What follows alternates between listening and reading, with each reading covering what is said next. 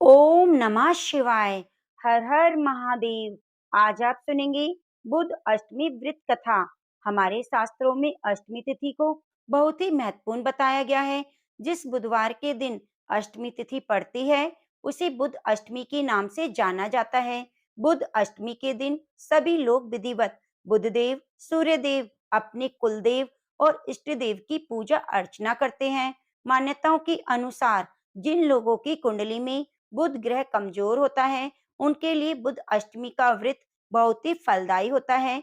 एक वजह यह भी है कि अगर हम जाने अनजाने ब्राह्मण के घर का कुछ खा लेते हैं तो हमें उस दोष से मुक्ति मिल जाती है।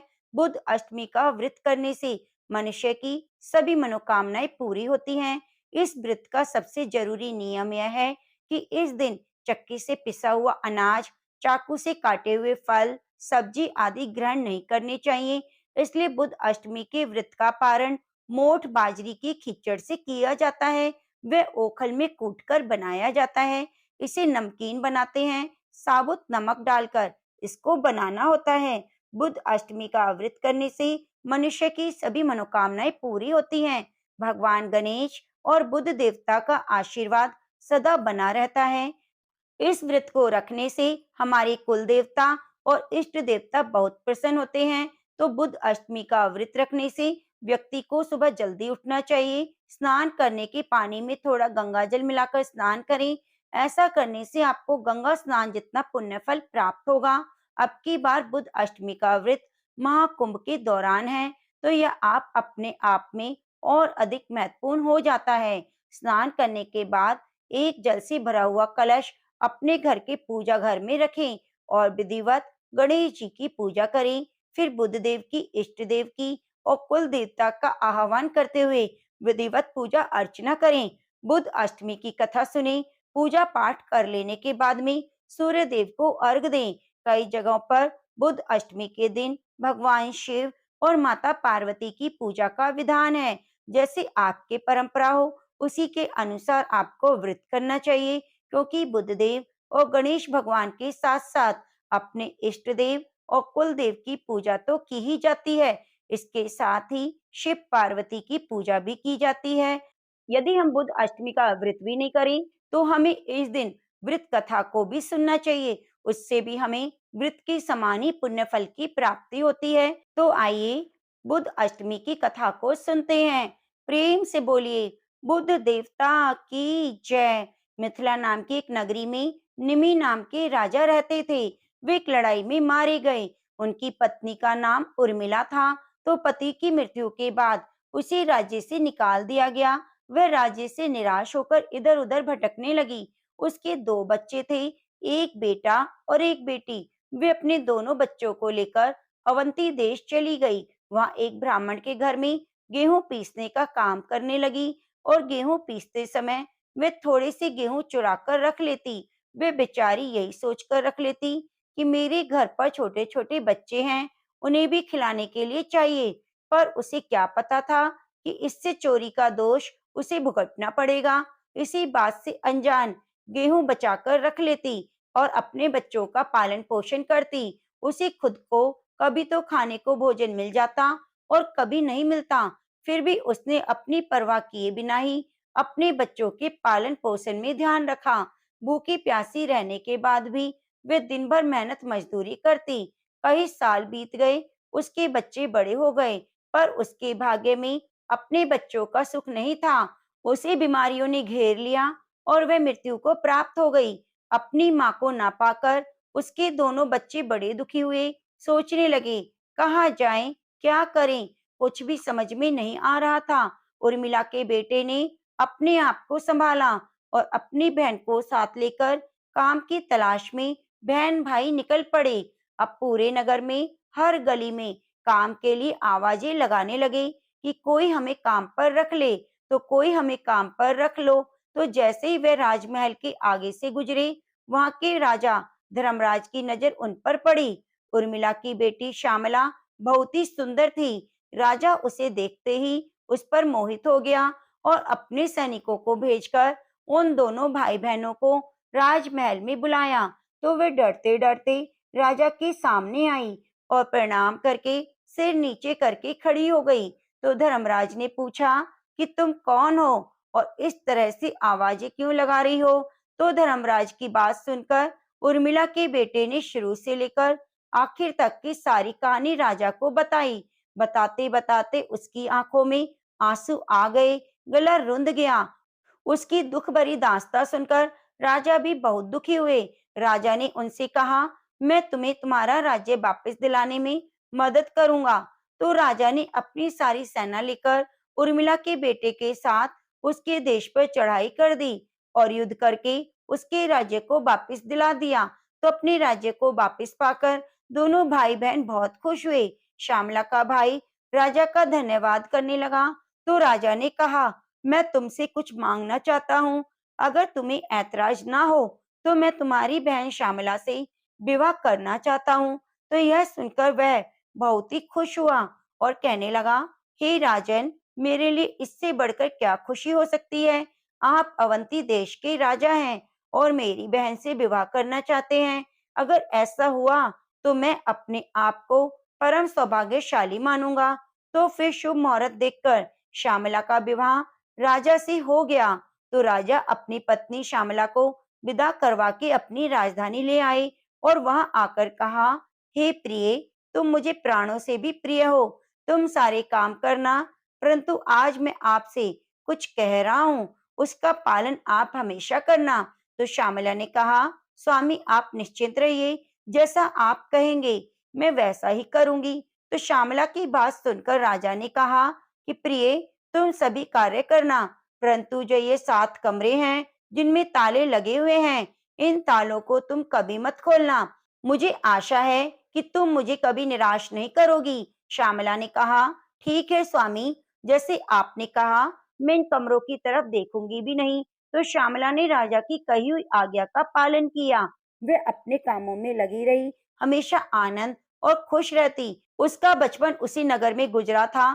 तो जब उसकी कोई सहेली को पता चला कि श्यामला का विवाह यहाँ के राजा के साथ हो गया, तो वह उससे मिलने के लिए आ गई और दोनों सहेलियों ने जी भरकर बात की। बाद में श्यामला की सहेली कहने लगी, बहन, सामने जो ये 7 कमरे हैं, इनमें ताले क्यों लगाए हैं? तो श्यामला ने कहा, राजा ने कहा है इन कमरों को कभी मत खोलकर देखना। तो उसकी सहेली कहने लगी, राजा ने कह दिया और तुमने मान लिया, खोलकर तो देखना चाहिए, इसके अंदर क्या है। आज शाम को जब राजा आए तो उनसे इन कमरों की चाबी मांगना। तो श्यामला कहने लगी, चाबी तो मेरे पास है। तो ये सुनकर सहेली कहने लगी, तेरे पास चाबी है, फिर भी तुमने इन कमरों को खोलकर नहीं देखा? मुझे तो सोच सोचकर हैरानी होती है। यह कहकर वह तो अपने घर चली गई, लेकिन श्यामला के मन में उत्सुकता हो गई। सोचने लगी, पता नहीं क्या है, राजा ने मुझे इसे खोलने को क्यों मना किया है। उसने चाबियों का गुच्छा उठाया और कमरे की तरफ चल पड़ी। उसका एक बार मन तो कहता था कि राजा ने मना किया है, ना खोलो। तभी मन में आता कि खोलकर देखने में क्या है। तो उसने डरते डरते एक कमरे का ताला खोला। तो वहां देखा उसकी माता उर्मिला को बड़े ही भयंकर यमदूत बांध कर तेल के तपते कढ़ाई में बार बार डाल रहे हैं और उसकी माँ चीख रही है। श्यामला को यह देखकर बहुत दुख हुआ। उसने झट से कमरे को बंद कर दिया। फिर उसने दूसरा कमरा खोला तो देखा उसकी माता का यमदूत शिला के ऊपर रखकर पीस रहे हैं और उसकी माता चिल्ला रही है। तो उसका हृदय कांप गया। उसने कमरे को बंद कर दिया। फिर तीसरा कमरा खोला तो देखा यमदूत उसकी माता के मस्तक में कीले ठोक रहे हैं और इसी तरह चौथे कमरे में ये राक्षस उसकी माँ का भक्षण कर रहे हैं। पांचवें कमरे को खोलकर देखा तो लोहे के संदेशों से उसे पीड़ित किया जा रहा है। फिर उसने डरते डरते रोते रोते छठे कमरे को खोलकर देखा तो माँ को कोलू के बीच में ईख के समान पीसा जा रहा है। उसका हृदय कांप उठा, आंखों से झरझर आंसू बहने लगे। उसने झट से सातवें कमरे को खोलकर देखा तो उसकी माता को हजारों कृमि भक्षण कर रहे हैं। उसकी माता का खून से लथपथ हो रही है। तो वह बुरी तरह से रोने लगी, विलाप करने लगी और मन ही मन सोचने लगी कि मेरी माँ ने ऐसा कौन सा पाप किया जिसकी वजह से ये दुर्गति को प्राप्त हुई। मेरी माँ ने तो जीते जी भी बहुत दुख देखे, बड़ी मुश्किल से हमारा पालन पोषण किया, खुद भूखी प्यासी रहकर हमें बड़ा किया। फिर आज मेरी माँ की यह हालत, उसकी आंखों के सामने वे साथी कमरों का दृश्य बार बार घूम रहा था। जैसे शाम को उसके पति धर्मराज आए तो उसके चरणों में गिर पड़ी और जोर जोर से बिलखने लगी, कहने लगी, हे राजन, मेरी माँ ने ऐसा कौन सा पाप किया जिसकी वजह से वह दुर्गति को प्राप्त हुई। तो श्यामला को चुप कराते हुए राजा धर्मराज कहने लगे, प्रिय, मैंने इसलिए तो कहा था यह 7 तालों को कभी मत खोलना, तुम्हें तो पश्चाताप होगा। और तुम्हें इतना मना करने के बाद भी तुमने मेरी बात क्यों नहीं मानी? अब जब तुमने यह सब कुछ देख लिया है तो सुनो, तुम्हारी माता ने संतान स्नेह से ब्राह्मण के घर से अन्न चुराया। उनके घर गेहूं पीसने जाती तो कुछ गेहूं बचाकर तुम्हारे लिए ले आती। क्या तुम इस बात को नहीं जानती थी? जो तुम मुझसे पूछ रही हो, बस यही उसका कर्म का फल है। तो श्यामला कहने लगी, मेरी माँ बेबस थी, मजबूर थी, वे करे तो क्या करे? हमारा पालन पोषण करने के लिए हमारी माँ ने गेहूं के चंदाने चुराए थे। एक माँ अपने बच्चों को कभी भूख से मरता नहीं देख सकती, वे सारी उम्र स्वयं भूखी रह सकती है। कभी उन्होंने अपने लिए चोरी नहीं की, वो ज्यादा अनाज भी लाती तो हमारे लिए ही लाती। मेरी माँ की आधी उम्र में ही मौत हो गई, ना जीते जी सुख मिला, न मृत्यु के बाद मिला। श्यामला को चुप कराते हुए राजा धर्मराज कहने लगे, हे प्रिय, ब्राह्मण का धन कभी नहीं चुराना चाहिए। ब्राह्मण का धन अगर हम बिना चोरी के स्नेह से ग्रहण करते तो भी 7 कुल अधोगति को प्राप्त होते हैं। अगर चुराकर हम खाते हैं अगर चुराकर हम खाते हैं तो जब तक सूरज चंद्रमा तारे हैं तब तक नरक से उद्धार नहीं होता। जो गेहूं इसने चुराए थे वे गेहूं एक ब्राह्मण के थे। आज वही गेहूं के दाने कृमि बनकर इसका भक्षण कर रहे हैं। तो श्यामला ने कहा, हे राजन, मेरी माता ने जो कुछ पहले किया वह मैं सब जानती हूँ। अब आप कोई ऐसा उपाय बताएं जिससे मेरी माता का नरक से उद्धार हो जाए। आप इसका कारण जानते हैं तो निवारण भी अवश्य जानते होंगे। यह कहकर श्यामला राजा धर्मराज के सामने हाथ जोड़ने लगी। तो राजा ने कुछ समय तक विचार किया, फिर कहने लगे, हे प्रिय, आज से 7 जन्म पूर्व तुम एक ब्राह्मणी थी। तुमने उस समय अपनी सखियों के साथ बुध अष्टमी का व्रत किया। अगर तुम उस व्रत का फल संकल्प अनुसार अपनी माता को दे दो तो तुम्हारी माता को नरक से मुक्ति मिल जाएगी। यह सुनकर श्यामला बहुत खुश हुई। उसने जल्दी से स्नान किया और अपने व्रत का पुण्य संकल्प करके माता को दान कर दिया। व्रत के फल के प्रभाव से उसकी माता उसी क्षण दिव्य देह धारण करके विमान में बैठकर अपने पति सहित स्वर्ग लोक को चली गई और बुध ग्रह के समीप स्थित हो गई। इस तरह बुध अष्टमी के व्रत से श्यामला की माता को स्वर्ग का वास मिला। इसलिए कहा जाता है कि अपनी संतान को अपने माता पिता और कुल के उद्धार के लिए बुध अष्टमी का व्रत जरूर करना चाहिए। इस व्रत को करने से धन धान्य सुख समृद्धि की प्राप्ति होती है।